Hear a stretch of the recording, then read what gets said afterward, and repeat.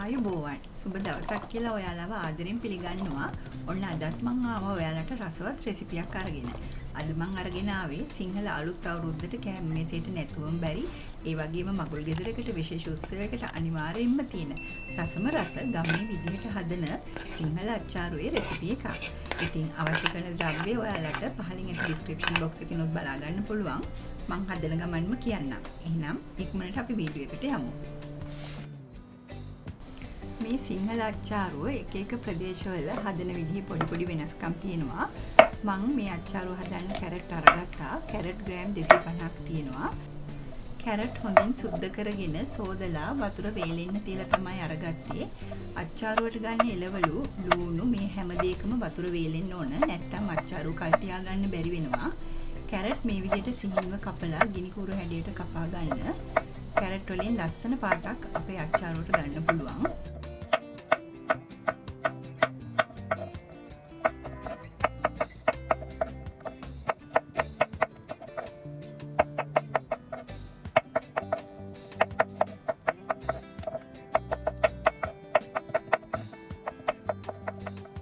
අමුමිරිස් gram 150ක් මං අච්චාරුව හදන්න අරගත්තා.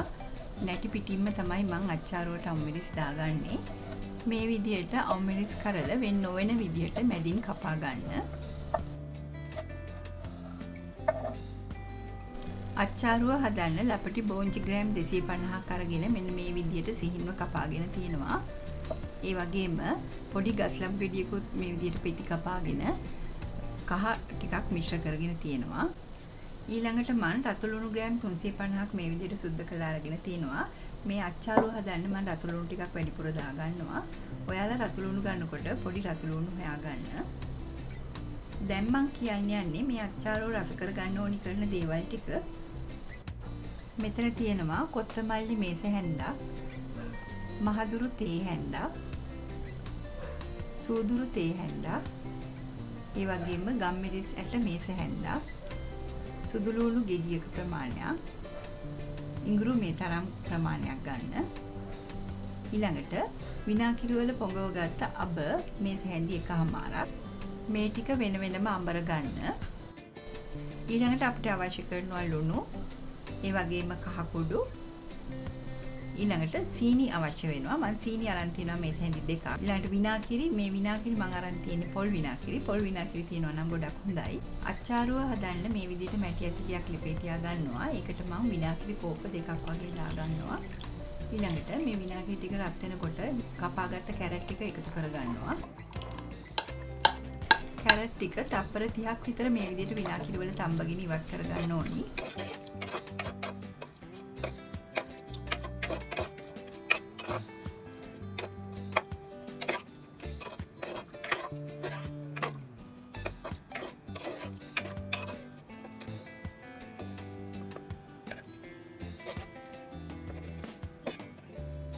ඊළඟට මේ විනාකිරි වලටම කපාගත්ත බෝන්ච් ටිකක් දාගන්න. කැරට් වලටත් වඩා අඩු කාලයක් තමයි බෝන්ච් ටික විනාකිරි වල තියාගන්න ඕන. දැන් අපි බෝන්ච් ටිකක් ඉවත් කරගමු.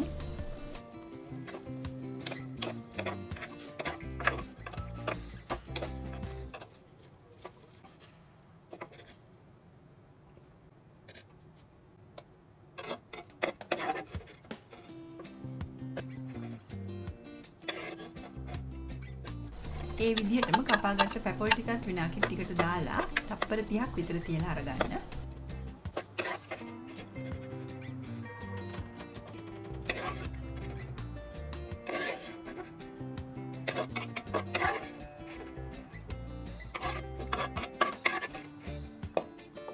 ඊළඟට අපි ලුණු ටිකක් මේ විදිහට දාලා තප්පර 30කින් විතර අරගමු. මේ වෙලාවේ ලිපේ ගින්දර අඩු කරලා තියෙන්නේ.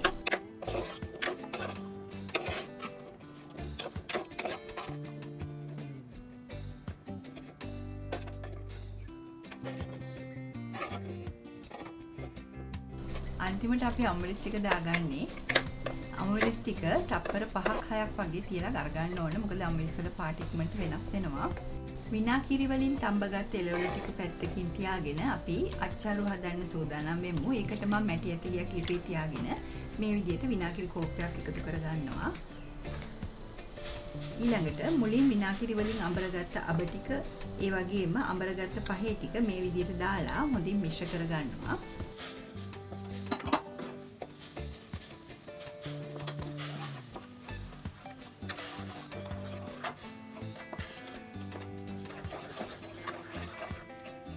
ඊළඟට මම ලුණු තේ හැඳි දෙකක් දාගන්නවා. පස්සේ රස බලලා මදි නම් ලුණු දාගන්න පුළුවන්. ඊළඟට කහ තේ හැඳි එකමාරක් ඒ වගේම සීනි මේස හැඳි දෙකත් මේ වෙලාවේ එකතු කරගන්න ඕනේ.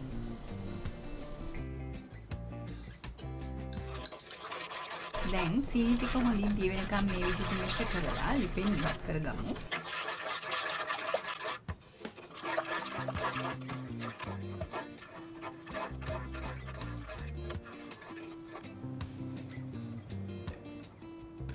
ඊළඟට විනාකිරි වලින් තඹගත්ත එළවලු ටික මේ විදිහට එකතු කරගෙන හොඳින් මිශ්‍ර කරගන්න ඕනි.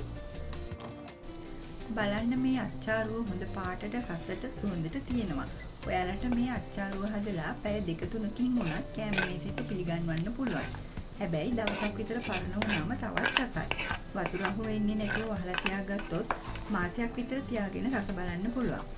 ඔයාලා කවුරුත් අච්චාරුව හදන විදිහ දන්නවනේ. ඒත් එක එක ප්‍රදේශ අනුව මේ සිංහල අච්චාරුව හදන විදිහ වෙනස්කම් තියෙනවා. ඉතින් මේ විදිහටත් ඔයාලා හදලා බලන්න හරිම රසයි. එහෙනම් මගේ මේ රෙසිපි එකට ඔයාලා කැමති නම් ලයික් එකක් දෙන්න. ඒ වගේම යාළුවන්ටත් ෂෙයා කරන්න. මගේ channel එක subscribe කරලා නැත්නම් subscribe කරන්ලා bell icon එකක් click කරන්න කියලා ආදරෙන් ඉල්ලීමක් කරනවා. මගේ මේ වීඩියෝ එක නරඹපු ඔයාලා සියලු දෙනාටම බොහොම ස්තුතියි. තවත් අලුත් රෙසිපියක් අරගෙන මම එන්නම්. ඔයාලට සුබ දවසක්.